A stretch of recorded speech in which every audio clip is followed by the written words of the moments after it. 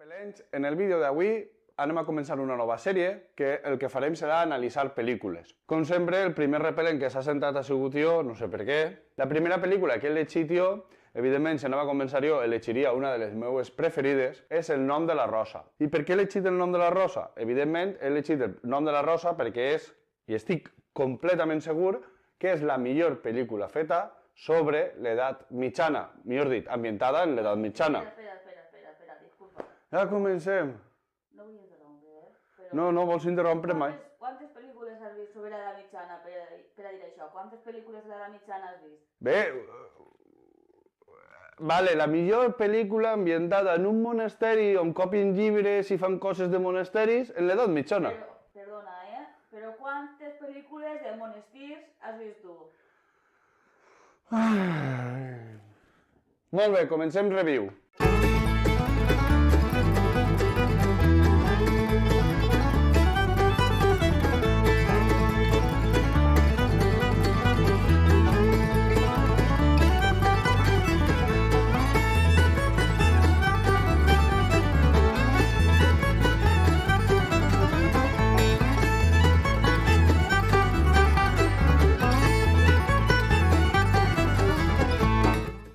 La primera cosa que haurem de dir sobre El nom de la rosa és que està basada en un llibre.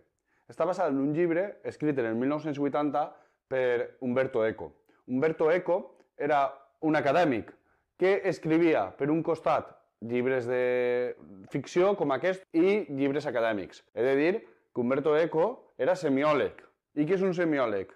Està xulo lo de semiòleg, Ojo, que sóc un semiòleg. Bé, un semiòleg és una persona que estudia els signes, el llenguatge no verbal. I d'aquestes coses té moltes en la pel·lícula. Moltes en la pel·lícula perquè està basada en el seu llibre. El nom de la rosa va ser un superventes. Ha sigut un superventes. Ha venut uns 50 milions de còpies i ja s'ha traduït a infinitat d'idiomes. No vaig a contar-vos l'argument perquè l'analitzarem des de la pel·lícula. L'any 1986 és quan s'estrena aquesta pel·lícula, que és una coproducció entre l'Alemanya Occidental, encara estem en el mur i demés, França i Itàlia. El director és Jean-Jacques Anand, que segurament vos sona per ser el director de La recerca del foc, 7 anys en el Tíbet o Enemic a les portes. I el protagonista va ser Sean Connery. Que ara parlarem un poquet sobre el personatge Sean Connery, però bé, en realitat Anand, el director, no volia un protagonista molt conegut i en canvi Sean Connery sí que estava molt empenyat en fer aquest paper. Cal dir també que Sean Connery havia tingut molt d'èxit en la joventut, maduresa en els 007 i tot això, i estava un poquet en una època un poquet fluixeta. Després se tornarà a rellançar la seva carrera. També treballa Christian Slater, que té 17 anys, la qual cosa impacta veure-lo tan jove, i que va ser un poquet un paper que el va portar a la fama. També cal destacar la música, James Horner, que la música la veritat és que està molt bé. Aquest compositor també va composar la música per a Titanic i per a Apolo 13. Apolo 13 és una pel·lícula que té tocs de ser una pròxima pel·lícula per a aquesta secció. Doncs bé, el llibre és sensiblement diferent a la pel·lícula, i ara veurem per què, però el llibre té com dos trames. Per un costat, una trama, teològica, on hi ha una discussió entre els franciscans que defensaven que Déu, que Jesús havia sigut pobre i per tant l'Església havia tingut que ser pobra, que van uns emissaris dels franciscans a un convent, a un monasteri que, per cert, en ningú moment se diu quin monasteri és, tot i que veurem que hi haurà personatges històrics de veritat, fer un cara a cara en uns emissaris papals per a veure com encaixaven els franciscans que estaven a punt de ser condenats com a heretges. Al mateix temps, n'hi ha una altra trama, que seria la trama en la qual se centra la pel·lícula, que és la trama dels assassinats. Comencen a aparèixer, primer sembla un suïcidi, però després ja són clars que són assassinats, i el nostre protagonista, Sean Connery, que és Guillem de Barkesville, haurà de resoldre tots aquests misteris. La trama teològica, la pel·lícula la deixa de banda, i ara sí vaig a fer una cosa molt divertida. Buscant informació sobre què pensava Umberto Eco sobre com havia sigut la pel·lícula, va fer una entrevista al The Guardian en 2011, en la qual vaig a llegir en anglès, A book like this is a club sandwich with turkey, salami, tomato, cheese, lettuce. And the movie is obliged to choose only the lettuce or cheese, eliminating everything else. En poques paraules, Umberto Eco que diu la pel·lícula és un club sandwich, és com un sàndwich completo, no? No sé exactament com... Crec que no té traducció. Un sàndwich que té de tot, un bocat en tot, no? En tito, en lletuga, en formatge, que té 50.000 coses i la pel·lícula, per força ser una pel·lícula, s'obliga a centrar-se en un parell de coses. En un principi, Umberto Eco no li va agradar gens la pel·lícula, però després en el temps va dir que bé, que era una pel·lícula que estava bé. Dins de la pel·lícula hi ha unes certes curiositats que un acaba de veure molt després. Per exemple, important, el protagonista, Guillem de Barkesville, el seu nom no és una tonteria. Guillem de Barkesville fa referència a Barkesville, que és The Hound of the Barkesville, el llibre més famós que va escriure Arthur Conan Doyle sobre Sherlock Holmes. Realment el que Umberto Eco està fent és com una espècie de Sherlock Holmes en l'edat mitjana. L'altra pista que tenim sobre Guillem de Barkesville com a Sherlock Holmes és el seu ajudant. L'ajudant de Sherlock Holmes es diu Atzo. I Atzo, a què em sona? A Watson. De fet, en la mateixa pel·lícula hi ha un parell de vegades que diu elemental. Curiosa cosa que en els llibres de Sherlock Holmes mai se diu elemental, és una cosa de les pel·lícules. Però bueno, en la pel·lícula també ho diu elemental més d'una vegada. El tal Barkesville realment està basat en un personatge històric, bueno, basat no, però sí un poquet ambientat, que li diuen, segur que vos sona, Occam, el de la navaixa de Occam. Clar. De la navaixa de Occam, que és com un poc el... Així vaig a cagar-la perquè estic parlant de coses que realment no domine molt, però és com el principi filosòfic científic que dir que moltes vegades l'explicació més simple per a uns fets és l'explicació real. No, és l'explicació més simple. Clar, l'explicació més simple per a uns fets és la més versemblant, val? La més possible. Per a uns fets, la més simple. El tal Occam realment va ser un monjo franciscà de l'època que va escriure molts llibres, precedent del mètode científic i demés, i se veu que Eco s'inspira en ell. Però espereu que portem més coses. El malo de la pel·lícula, jo suposo que si vos conte coses de la pel·lícula, tema 2022, fa 34 anys de la pel·lícula, jo crec que no vos estic contant fent ningú spoiler. Però la persona mala, l'assassí, que li diuen Jorge de Burgos, està basat en un escritor...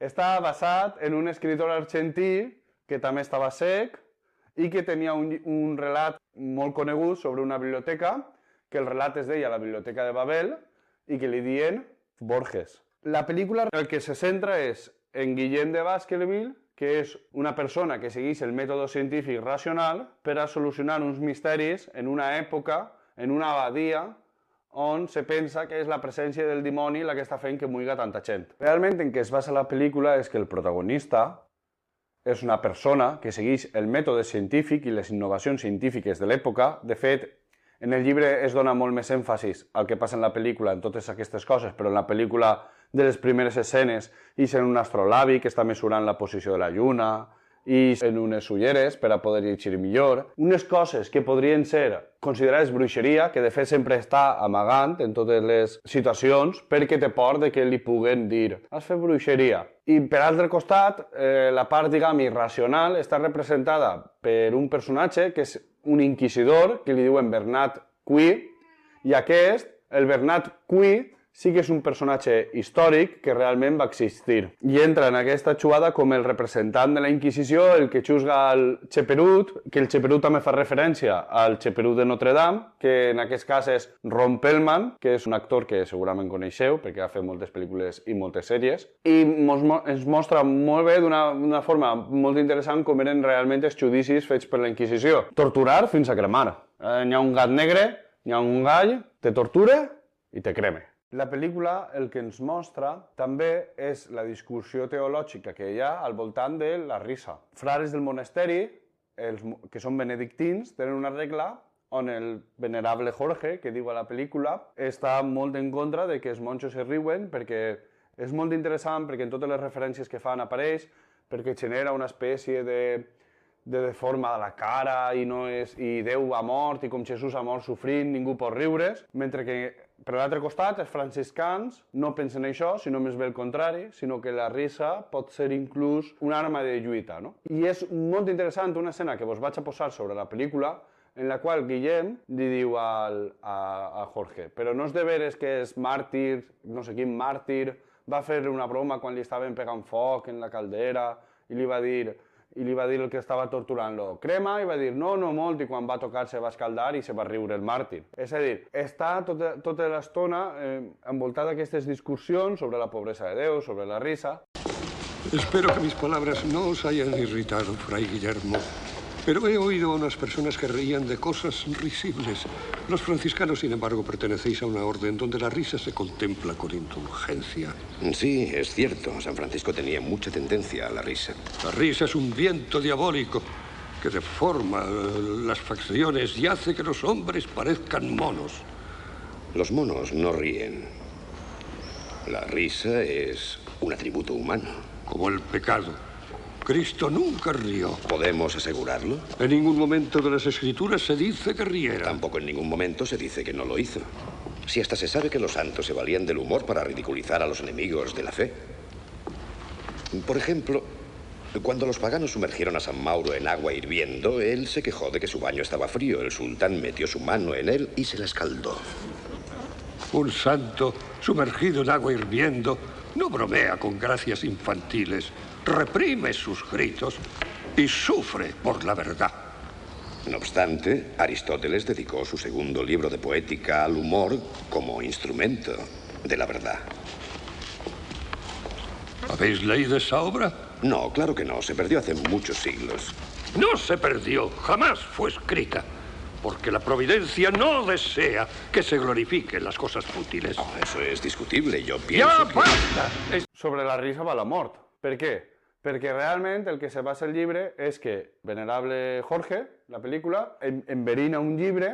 Aquest llibre no és un llibre qualsevol, és un tractat sobre la risa d'Aristòtil que se coneix que se va escriure i de fet crec que hi ha algun fragment o alguna referència indirecta, però realment no ha arribat als nostres dies. Així que, si no heu vist la pel·lícula, mireu-la perquè és una meravella. Si heu vist la pel·lícula, torneu-la a mirar perquè amb totes les dades que vos he donat jo, el repel·lent, segur que la mireu d'una altra manera. És una pel·lícula meravellosa. La música, la fotografia, tot tan oscur, tot lleig, tot brut, totes les cares lletges de tot el món. L'únic aixina mig guapo, doncs, evidentment va ser el prota, que és Sean Connery. I és una meravella que val la pena disfrutar. Per últim, i una noteta que hem de posar-li un poquet al director, és que quan un dels franciscans més majors, que no recorda el personatge, però me pensa que aquest sí que és un personatge històric, que està com una col, aquest personatge li diu a Azzo, vine i resa amb mi a la Verge Maria. Un altre tema que se tracta és el tema de la misogínia, perquè, segons aquest franciscà, la Verge Maria ha sigut sola l'única dona bona, totes les demés unes dones malignes que volen fer als homes caure en els pecats. En canvi, la Verge Maria és bona i digna. I aquesta Verge Maria està esculpida i sembla una Verge Maria del Renaixement. El Renaixement és una època 200 anys posterior en la qual està basada la pel·lícula, que és en el segle XIV. Es hermosa, ¿verdad? Cuando una hembra, por naturaleza tan perversa, se convierte en sublime por la santidad, entonces puede ser la más noble transmisora de la gracia. Per la resta, la veritat és que és una pel·lícula meravellosa, que espero que disfruteu, i m'agradaria que em posareu comentaris en la vostra opinió sobre aquesta. Molt bé, ens veiem a la pròxima. Vinga, adeu, repel·lents, adeu. La paraula risa no representa a tots els repel·lents.